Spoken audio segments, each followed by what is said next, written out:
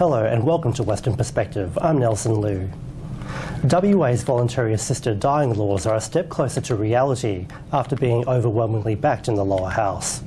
However, issues remain and the concerns surrounding them as it faces tougher debate to pass the upper house despite the support.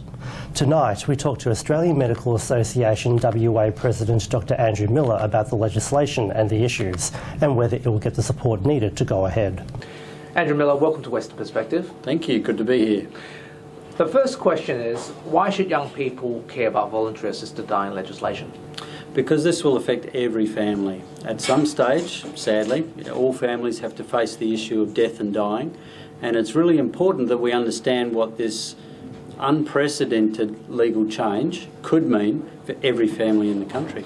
Okay, so there's been a very long-winded celebrity support. You've got Andrew Denton and you've got various other people participating in the march.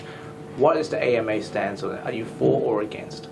Well, we at this stage are not convinced that euthanasia is a good addition to proper medical practice. We've looked at it all around the world, and we respect the right of the Parliament to make the laws. We understand doctors don't run the community. So in introducing this particular bill, we would say we don't think it's a good idea, but if you are going to do it, you really need to do it properly, and that means you need to do it as safely as possible. What do you make of the legislation so far to try to copy Victoria? Well, it's Victoria light legislation in terms of the safeguards that are in there. So in Victoria, two doctors, one of them's got to be a specialist in your disease. They then have to go to apply for a permit. In Western Australia, it can be any two doctors. They could be in the same practice together. One could be working with the other one. They don't need a permit. They do have to submit a lot of forms, but they don't have to get a permit from the government, and then they can proceed. So it's less safe than what's proposed in Victoria. It's not available for people under 17, so theoretically, should young people say, sure, fine, whatever, it doesn't really matter to me. Does it matter to them? Well, I'm sure their mums and dads matter to them. It's more likely to affect people in older age groups. That's certainly true. And this will be entirely confidential, so it won't be on a death certificate. There'll be no need for anyone to be told. So in some ways it's a little bit strange that it could affect someone in your family without you ever knowing about it. And the most interesting thing, we just talked about this before the interview, is that you said that there are something to do with professional and doctors' conduct as well, and also patients, particularly when it comes to, say, if there's some negligence happen, perhaps the doctors won't get held to account for this. That's right. So it's unusual that the whole thing's built around the patient choice and the patient deciding, okay, this is the time that I want to go. But if the doctors do something negligently, they're going to be protected under this legislation so that they can't be sued by the patient or by the family. And that's one protection that is available in Victoria that's not available here. The other thing we're concerned about is that in WA it won't necessarily be incurable disease. So it might be a disease that there's a good treatment for, no requirement on anyone to try the treatment first. They could go down this path instead. What about the argument that you said earlier that, yes, okay, there are better treatments available, but not available to every member of the community? So when it comes to dying, the thing that patients are really interested in is dying well, is having an experience where they're not out of control and they're not suffering. We understand that death's a sad time, but it shouldn't be made worse by the conditions in which it happens. So the branch of medicine that normally looks after that is called palliative care, and that's the area where we provide pain relief and all sorts of other things to relieve people's symptoms. And that treatment is actually, in most cases, very, very good. And doctors know that if you're giving someone lots of painkillers, sometimes that will hasten their death, and that's fine under the law already. We don't need any legal change in that respect. We can give lots of morphine, for example, and that's not a problem. So what we need is better funding. In WA we've got 15 palliative care specialists for the entire state. We need at least 50 to match Victoria's numbers, and we need a lot more nurses, a lot more GPs trained in that area to go along with this, because the one thing we must be very sure of is if we do get euthanasia, it doesn't become anyone's only reasonable option. They must have the option of good care, lots of pain relief and so on, and if it's legal, then the other option as well. Do you believe legislators, particularly parliamentarians, should be supporting this legislation? Well, It's a conscience vote for both of the parties. We would ask them to look at, is it safe? Why is it different to the legislation in Victoria? What's it going to add to end-of-life care? And is it linked to making sure that the palliative care is there in the community? If everyone's so concerned about relieving suffering for dying patients, we know there's good ways of doing it already by properly funding pain relief and hospices and all of those sort of things. And then at the end of the day, it's up to the community, and we respect that, but we will advise on what we think is the safest way. Okay, so this issue has been talked about a lot, particularly recently and in the media. But is there anything that has not really been talked about, particularly about Western Australia in this matter, and you would like to raise it here?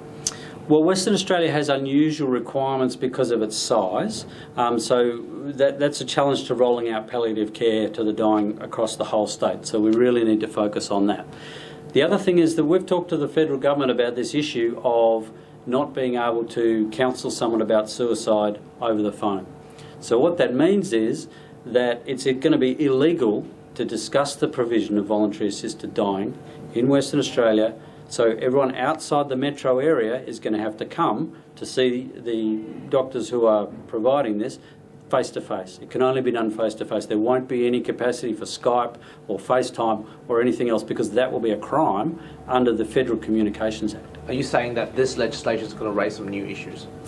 Well, it's clearly going to be very difficult for doctors to get involved in this unless the patient is able to come and see them face to face. Now, of course, we would say that for such an important thing, for ending your life, you need to see a doctor face to face, but it creates a peculiar challenge for WA where we have all these great distances, and the government needs to step up and provide the money, not just for palliative care, but for advice on this system if it comes in. Before we finish this interview, let me ask you one thing. You say, okay, you just raised the issue on palliative care and all the others, so that means if this legislation is to go through, there needs to be more commitment on funding on other services to match this up then.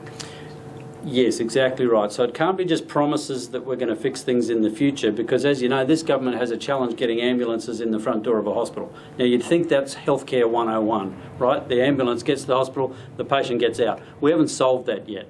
So when it comes to providing good care for dying people in the community, they really need to not just promise they're going to do that, they need to actually fix it, because we can't have euthanasia being a better solution than what's available.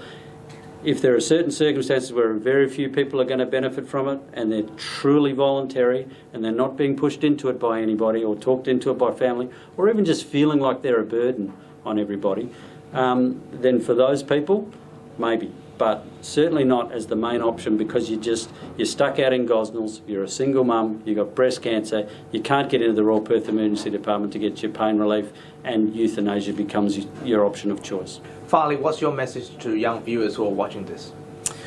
There's no easy answer when it comes to dying. This is being sold as a simple solution to people who are suffering, and it just isn't. So look into the issues, make your own decision about it, and I think people need to be sure that if it does come in, try and speak to your politicians about making it at least as safe as it is in other parts of the country. Andrew Miller, thank you so much for talking to us today. It's great to be here, thank you.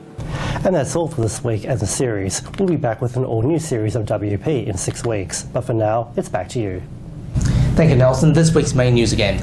There are concerns bullying in schools is more widespread, with fears children are being affected in classroom and the playground.